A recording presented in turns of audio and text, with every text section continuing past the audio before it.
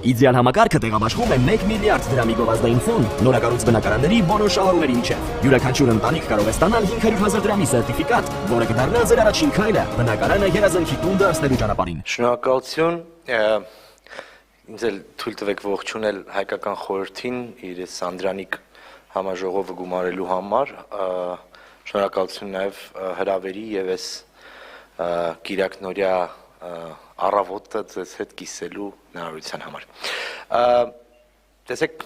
նախորդ երկու բանախոսները խոսեցին մի քանի առանցքային ուղղությունների շուրջ, պարոն Իսկանդարյանը անդրադարձավ աշխարհագրությանը եւ դրա կարեւորությանը, ինչ խոսք դա միշտ կա, նույնիսկ հիմա երբ Բրյուսել ենք գնում,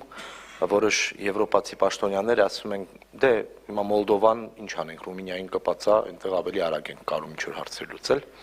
Հա, եւ այդ աշխարհագրությունը իհարկե չենք կարող փոխել, անխոս։ Այն քաղաքական աշխարհագրությունը, որի շրջանակներում մենք ապրել ենք եւ շարունակում ենք ապրել, այո, գծվել են մեզ հարակից կամ մեզ հարևան դարձած գերտերությունների կամ խոշոր պետությունների կողմից։ Հա, Թուրքմենչայ Գյուլիստանից մինչեւ Կարս ու Մոսկվա, այդ այն պայմաններն են, որոնց շուրջ, հա, համաձայնություն։ Այնպես Մերձավոր Արևելքը իր հետ գաղութային շրջանում, հա, այսինքն Պետրոգրադում Սայքս-Պիկոյով էր գծվում, հա, եթե նայելու լինեք արաբական թերակղզու սահմանները, դրանք սահմաններ չեն, դրանք կանոնով գծված բաներ են, որտեղ ոչ էթնիկ, ոչ մշակութային, ոչ այլ առանձնահատկություններ հաշվի չէին առնում, այսպես միջնադարյան բրուտալ մեթոդով գծվում էին։ Մեզ մոտ էլ նույնն է, չէ՞, հիմա դրա վերաձևակերպումների մեջ ենք ապրում։ Տիկին Դավթյանը մի կարևորագույն բան առանձնացրեց, ասեց, որ կոնֆլիկտը պարտադիր չի, որ միայն վատ լինի։ Կոնֆլիկտը կարող է նաև պրոգրեսի հիմք լինել։ Հակառակն էլ կարող է լինել իհարկե, երբ որ կոնֆլիկտը դառնում է բռնություն, ասենք երկրորդ աշխարհամարտի մասշտաբի, հա, կատաստրոֆա, այդտեղ դժվար է խոսել պրոգրեսի մասին, բայց դա մարդկությանը ինչ որ պահի հուսով ենք, որ հուսով էինք կամ հուսով ենք, որ կանգ առնելու, շունչ քաշելու խնդիր է դնում, որ հասկանանք, որ միմյանց այսպես ոչնչացնելը թերևս լավագույն ուղին չէ։ Հիմա անդրադառնալով ձեր հարցին, 2018 թվականի հեղափոխությունից հետո մենք տարբեր մայրաքաղաքներ գրանալով ասում ենք հեղափոխություն եւ ժողովրդավարություն։ Հիմա պարոն Իսկանդարյանի ասած աշխարհագրությանը ես ուզում եմ ավելացնել թայմինգը, ժամանակները։ Ովքեր են որտեղ ինչ կարևորում։ Ասենք, եթե 18 թվականին Բայդենի ադմինիստրացիա լիներ, մեր մոտ կարող ավելի լավ վիճակ լիներ, կարող է։ Եվ իս ամբերջ այնուամենայնիվ անդրադառնալու եմ նաև Վրաստանին, որտեղ մեզ համար սա կարևոր օրինակ է, մենք կարծես թե փոփոխակի փուլեր ենք ունենում, միմյանց կամ լրացնելով կամ հաճախ, այսպես ասած, այդ թայմինգը չի համընկնում, հա, այն մարդիկ, ովքեր 2000-ականներին ակտիվ քաղաքացիական կամ քաղաքական գործունեության մեջ էին, կհիշեն, որ երբ 2003-ի վարդերի հեղափոխությունը տեղի ունեցավ, դրա շորշոփ էստեղ էր, հայաստանյան ընդդիմությունը հույս ուներ, որ փողոցով կարող է հարց լուծել, այնպես ինչպես Վրաստանում եղավ, եւ ուրեմն եղավ ապրիլի 12-ը 2004 թվականի, հա, այսինքն երբ բռնություն կիրառվեց եւ դադարեցվեց, եւ աշխարհաքաղաքականությունը միշտ մտնում էր տարածք եւ այս անվտանգություն, այսպես ասած security versus democracy, անվտանգությունն ընդդեմ ժողովրդավարության դիլեման, շփոթել պարոն Արեգ Քոչյանի հաղորդման հետ, ուրեմն միշտ կար եւ կա։ Եվ այդ դիլեմայի մասին կարող ենք խոսել երկար, բայց մենք պիտի հասկանանք եւ ինչ որ կետից ես ձեզ ասեմ 18 թվականին երբ արտաքին քաղաքականության կոնտեքստում խոսում ենք ժողովրդավարության մասին, այսպես ասած կարելի ասել ճշգրտում արեցինք, ասելով որ ժողովրդավարությունը Հայաստանի արտաքին քաղաքականության հիմքում չէ։ Այսինքն մենք ժողովրդավարության հիմքով չէ, որ այլոց հետ հարաբերություններ ենք կառուցում։ Մենք չենք գնում Թեհրանում ժողովրդավարության մասին խոսում կամ Մոսկվայում, հա։ Ժողովրդավարությունը մեզ համար ներքին խնդիր է, մենք ենք ուզում դա որպես հանրույթ, եւ այն բոլոր երկրները, կառույցները, որոնք կարևորում են սա, մեզ հետ բնական պարտներներ են, ինչը չի բացառում մեր պարտներությունը այն երկրների հետ, որոնց մոտ դա առավել առանցքային կարևոր գործոնը չէ։ Բայց մենք այնուամենայնիվ բախվում ենք այն իրողությունների հետ, որ բախվում ենք, եւ եթե թույլ տրվի այնուամենայնիվ ձևակերպել այսպես կոչված հետ խորհրդային տարածք ձևանունը, ապա այն բոլոր երկրները, որոնք ժողովրդավարական ուղով զարգացման խնդիր են դրել, ճակերտավոր կամ կոնկրետ պատժվել են։ Եվ այդ կորուստներ են ունեցել, եւ այդ կորուստները տարածքային են եղել։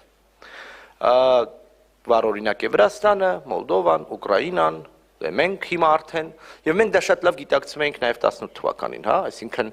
փողոցով կամ հանրային դժգոհությունների ճանապարհով փոփոխության հասնելու ճանապարհը կամ տրամաբանությունը պիտի պատժվեր եւ պիտի պատժվեր նախկին մետրոպոլիայի կողմից, որովհետեւ մյուսները կարող էին մտածել, որ ուրեմն այս ճանապարհով կարելի է փոփոխություն եւ մնալ անպատիժ։ Ես հիշում եմ այս հենց հիմիկվա պես, որ 18 թվականի մեր հեղափոխությունից հետո Խաբարովսկում ասում էին «Խայցիմ կակ վարմենի», մենք ասում ենք «մի ասեք, մենք մեզ հետ, դուք ձեզ հետ», հա։ Այսինքն գաղափարը, թե որտեվ այն մետրոպոլիան, իսկ մասնավորապես Ռուսաստանը, որ ամենա Տիկին Դավթյանը խոսեց նախկին իմպերիաների մեր հետ ունեցած տարբեր ազդեցությունների մասին, ամենավերջինը ռուսականն էր, չէ՞, գոնե այս հայաստանյան տարածքում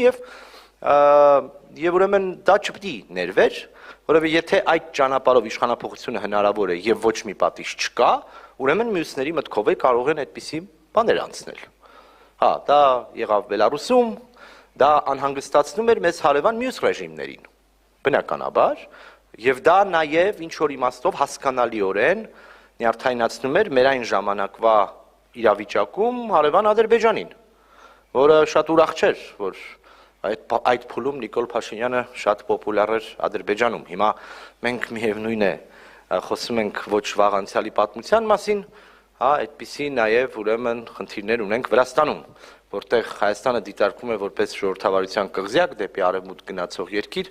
եւ վրաստանյան ընդդիմադիր խմբերը շատ ավելի ուրախ են մեր եւ այսպես ասած գործող մեր քաղաքական մեծամասնությամբ, եւ դա որոշ իմաստով լարվածություն է առաջացնում երկկողմ հարաբերությունների տիրույթում։ Հիմա մի քանի բառ անդառնալիության կետի մասին, մենք հեռու ենք դրանից, Վրաստանը կրկին դրա լավագույն օրինակն է, դուք կարող ես հասնել մինչև ինչ-որ փուլի, բայց սա ամենևին չի նշանակում, թե ժողովրդավարական ինստիտուտները կայուն ամուր այստեղ են։ Ավելին ասեմ, մենք հիմա սահմանադրական փոփոխությունների ենք գնում, երեք վարչապետը հնչեցրեց, որ արդեն պատրաստ է տեքստը, ինքը ծանոթացել է, մի հատ տեսնենք ինչ տեքստ է մեզ առաջարկվելու, արդյոք զսպումների եւ հակակշիռների այնպիսի մեխանիզմներ են լինելու, որոնք մեր երկիրն ավելի ժողովրդավարական են դարձնելու իրապես, ինչ է լինելու դատական իշխանության հետ, ինչպիսին են լինելու գործադիրի եւ օրենսդիրի հարաբերությունները, այս բոլորը լրջագույն հարցեր են, որոնց շուրջ կարծում եմ կամ ցավում եմ, որ դժվար եմ պատկերացնում, թե իրական բովանդակային խոսակցություն ծավալվի, որովհետև ցավոք մենք դեռևս խոսում ենք պրեամբուլայի մասին ավելի շատ քաղաքական իմաստով։ Մի վերջին բան թերևս ժամանակը խնայելու նպատակով իրապես այո ժողովրդավարական ճանապարհը գուցե ոչ եթե վաղը դուրս գա քարծում անեք Հայաստանի եւ կամ Երևանի փողոցներում, այնպես չի թե մեր ժողովրդի մեծ մասն ասելու է հենց այդպես էլ ուզում ենք այդ ժողովրդավարությունն է։ Գուցե մենք կլսենք, որ ուժեղ իշխանություն ենք ուզում, հա, ամեն ինչ քո ձեռքում է արա։ Այնուամենայնիվ ավանդույթի ուժով այդ թակավորի կամ ղեկավարի ուժեղ լիդերի կերպարը շարունակում է ակտուալ լինել։ Հա, դե կարող եք ընդդիմախոսել առաջիկայում Ինդարցյան, ասած այն է, որ ժողովրդավարությունը բացի պարզապես տեսական դատողություններ լինելուց, այո առանցքային է եւ պիտի դառնա մարդկանց սեփականությունը եւ այդտեղ իրենք պիտի տեսնեն արժեք։ Դա նաեւ այո պիտի բերի անվտանգություն։ Այդ անվտանգությունը, որքան էլ մենք խոսում ենք դրանց կրկնեմ հակադրման տրամաբանության մեջ, շատ-շատերի համար այն նարատիվը, թե այ մենք գնացինք ժողովրդավարական ճանապարհով դրա համար կորուստներ ենք ունենում, ուրեմն չպետք է դա ունենանք, սա միայն բացատրելով չի, սա շատ կոնկրետ հողեղեն, նյութական կամ երևութական պիտի լինի մեր յուրաքանչյուր քաղաքացու համար։ Մի հարց, որտեղ մենք ունենք, այո, իրապես լրջագույն նվաճում դա խոսքի ազատությունն է, այստեղ կարծում եմ շատ չի դեբատը, բայց դեռ ճանապարհը շատ երկար է եւ այո, ես համարում եմ, որ արտաքին քաղաքականության կարևոր առանցքում պիտի լինի ժողովրդավարական ճանապարհը, բայց առաջին հերթին մեր ներսում,